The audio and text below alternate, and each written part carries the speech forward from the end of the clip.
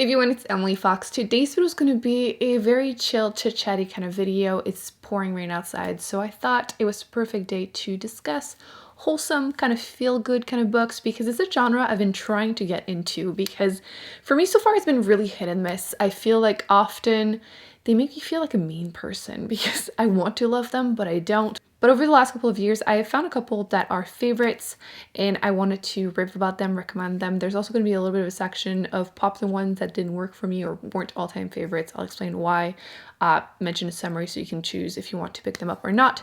And then at the end, I will be including a couple that are currently on my TBR that I want to read, and feel free to add some in the comment section because that's what I want. I want recommendations. I want to try new things because I've been trying to find, genres and subgenres that work for me, and I want to read more wholesome books because a lot of the ones that I tend to read are pretty depressing or violent.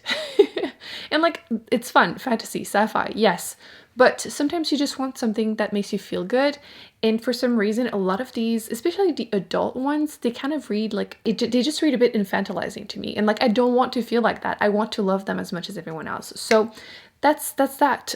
Let's talk. But first off, I wanted to give a shout out to today's sponsor, which is Established Shadows. Thank you so much for sponsoring this video. If you don't know, they have a website where you can buy yourself a certificate that will make you a lord or a lady. I am officially named Lady Emily Fox, which, I mean, who doesn't want to hear that? I also have my unique plot number. So with that certificate, I get 1 square footage of land in Scotland, which is what lets me be called a lady. It's a fun way to preserve the forests of Scotland, but it's also for a good cause because for every purchase, they will be planting 1 tree all over the world. They're working with global charities like One Tree Planted and Trees for the Future to support that. It makes for a really fun last-minute gift for someone's birthday or even the holidays are approaching.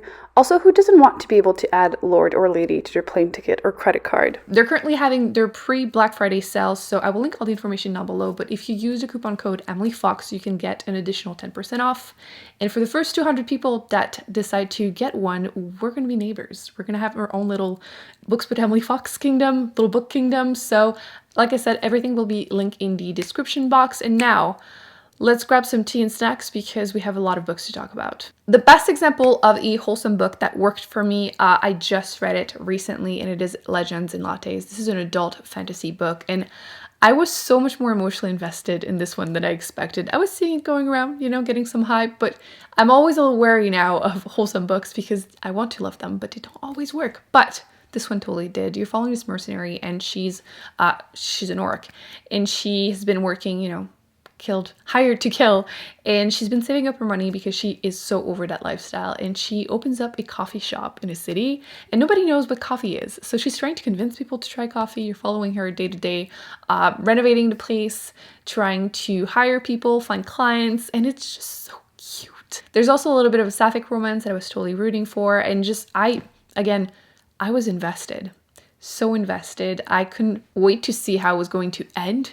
Although again, character driven, there's no big thing, but super cute. Can't recommend this enough. I'm excited for Booktube. I also pre-ordered a physical copy because it was at first self-published, so that's why you can't find physical copy. You can still get the ebook, but it's coming out again in November.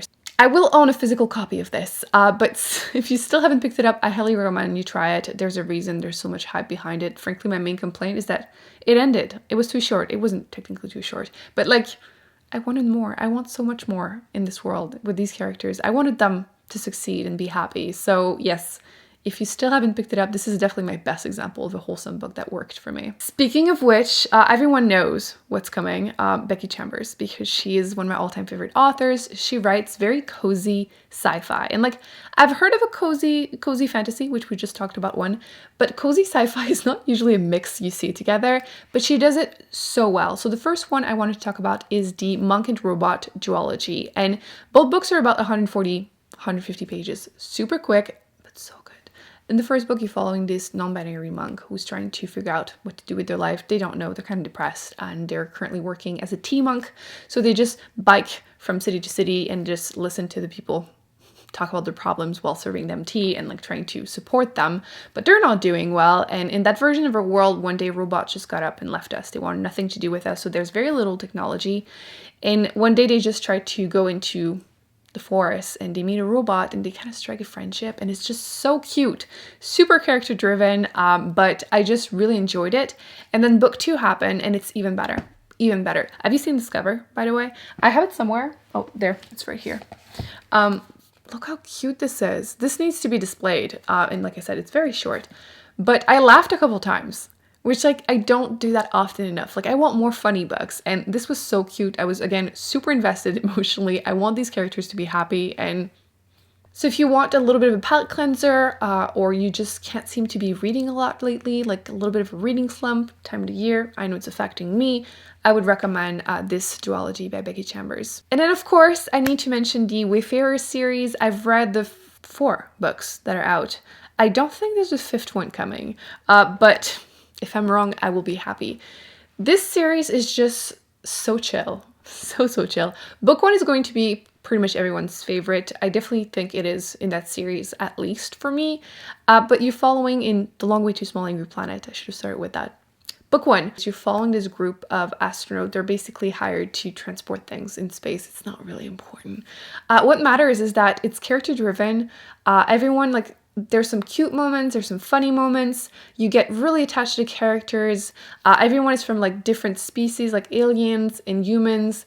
And it's always very inclusive with Becky Chambers, like always. She just uses the sci-fi elements to discuss topics like sexuality, gender, and it's just great. I really like book 1. I think it's a great one.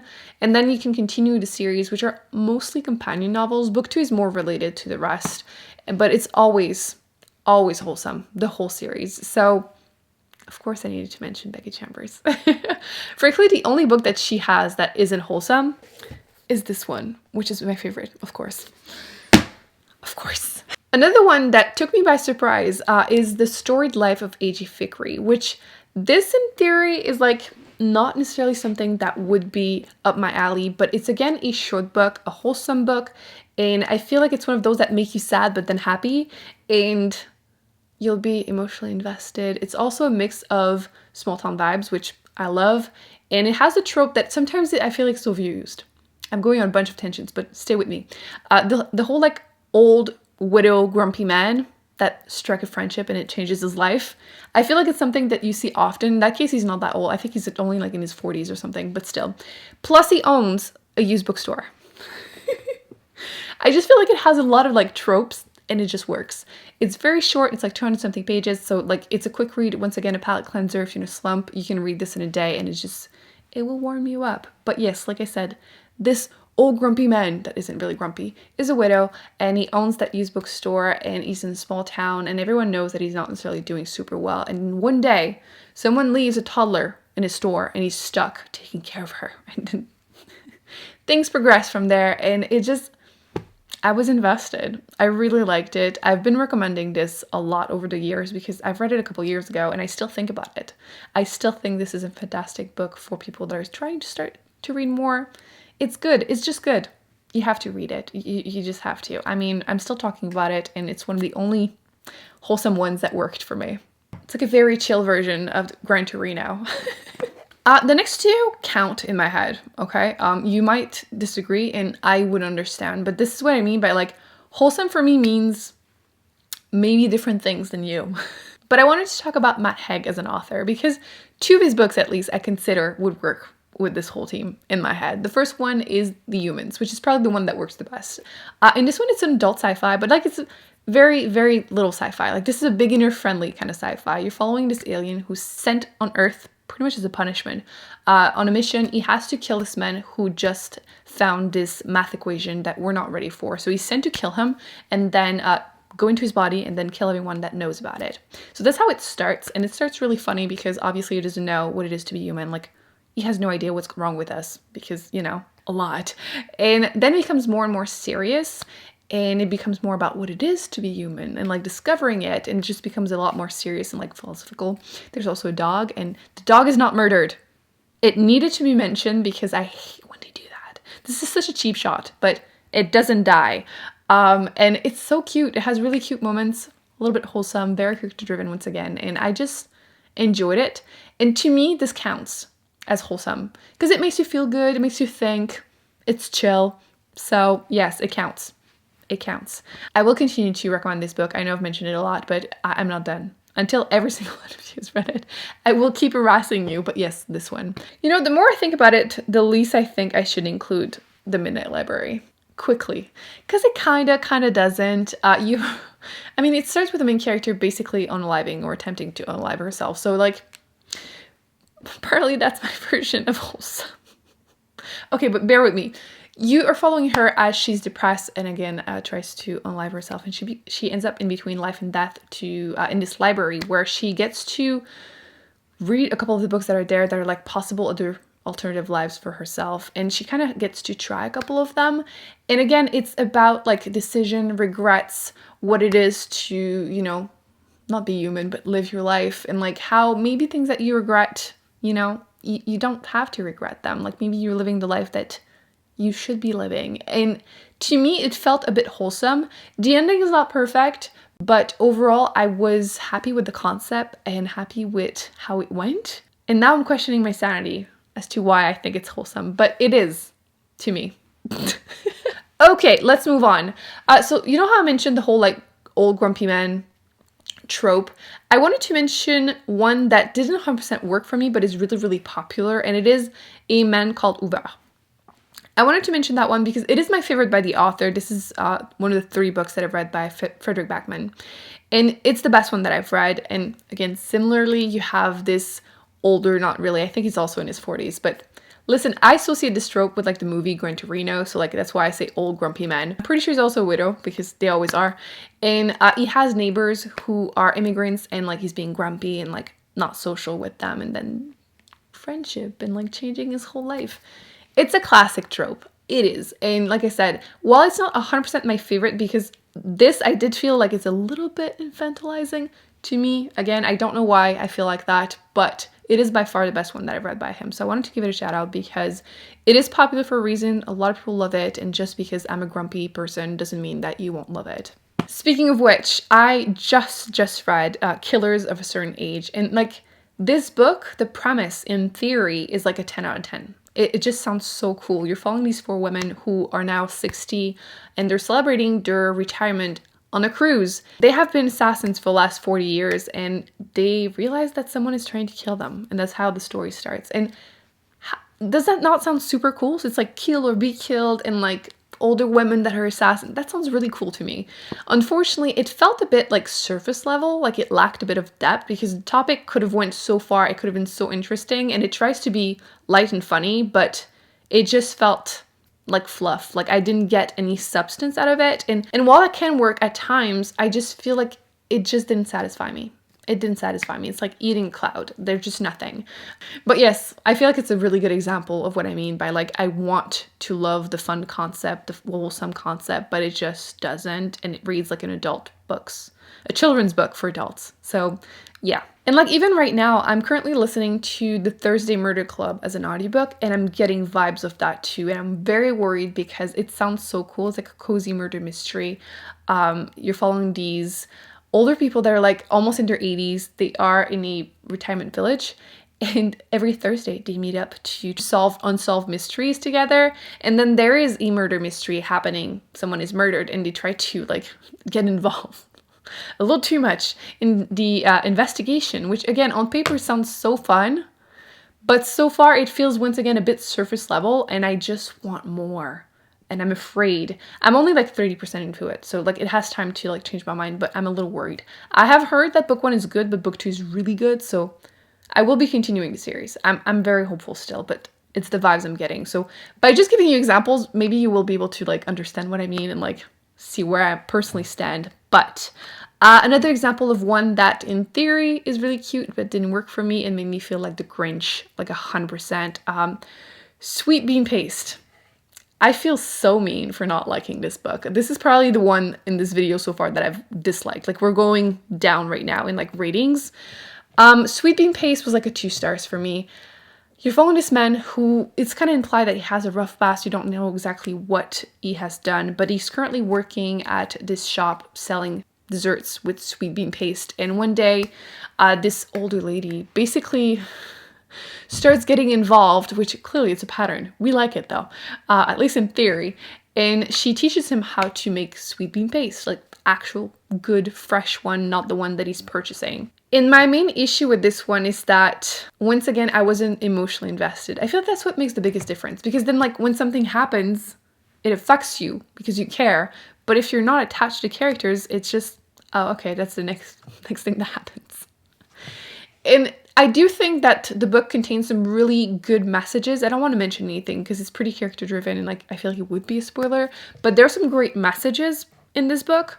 And again, I did like overall the friendships between some of the characters, but I wanted so much more. And again, when you're not emotionally attached, it just doesn't affect you. So I was left feeling kind of disappointed. Like the book was really long, even though it was like 200 pages. So unfortunately for me, this was a no, but if you like really wholesome books, don't listen to me and try it. I also wanted to mention The Worst Offender. So this is the one I enjoyed the least, that made me feel like a horrible person, 100%. Wonder. To be fair, it is a middle grade book, so like the whole like infantilizing feeling makes sense. It's not for me. I'm aware of it, but I wanted to talk about it because I hated it and it's really popular, but you know, just because I didn't like it doesn't mean you won't. You follow this kid who was born with facial deformity, and he wants to go to a real school and he wants to make friends, and obviously his parents are worried, but he decided to go for it, and this is how it starts. And like I felt like it was like too good to be true in the way that like the other children becoming friends and they're so nice. I have been bullied. I don't believe in this. Like I don't trust this book. Like it was a little too like sugary sweet for me, and I felt horrible for disliking the book, especially because I felt bad for his sister. Honestly, I ended the book just feeling bad for his sister, which I'm not sure what it means about me, but that's my review. I just felt bad for his sister. So yeah, I haven't watched the movie, but this is the best example of like supposed to make you feel good, but frankly, I just feel like a horrible person. Now, let's talk about some of the ones that I'm hoping to read that are apparently very wholesome. I mentioned how much I liked Legends and Lattes, and some people did leave me some recommendations, including, I think it's the Cybernetic tea shop, which I did order the ebook, so I'll let you know. It's fairly short. I believe this one is YA though, so I'll keep you updated, but I bought it. And then I have recently picked up some physical books also, like this one, The Very Secret Society of Irregular Witches, which witches do tend to work for me, so we're excited. I believe it's like a modern convent kind of situation here. There's a little bit of a romance. I'm hopeful that this might change my mind about these kind of books. I have a good feeling about this one. I also recently picked up the Traveling Cat Chronicles, which is over there. I'm keeping it for a challenge. I'm going to be doing like a reading vlog, reading a bunch of the books that you guys told me were going to make me cry. And apparently this one is funny and wholesome, but also will make me cry. That cat better not die. Don't tell me. I'm so worried about spoilers for this book. But yes, that one, I recently picked it up and I'm excited to read it. I've heard that it's wonderful. I even mentioned recently in my library TBR that I put my name on a few waiting lists for wholesome murder mysteries. So I have like 2, I'll put them on the screen, that I'm hoping will work for me. So what about you guys? Are you a Grinch or are you actually a good person? Let me know in the comment section if you have read the books I've mentioned. What are your thoughts about them? And please, if you have any recommendations for wholesome, feel-good kind of books, let us know, because I want to love them. I would love to find more, because I've only mentioned a handful in here. Like obviously Becky Chambers, it was a couple books, like 6 books just by her. But even if we count her, it's like 10 books. So I feel like in like 6 years on YouTube, I've only found 10 books that are wholesome that I've liked. It's not a good average. Still hope you enjoyed this video. Thumbs up, subscribe. I will be putting more on the screen that I recommend you check out, including the library TBR that I just mentioned, and I'm also going to be including the one where I review the best and worst big books that I've read on Booktube, and I will see you in an upcoming video very soon. Bye.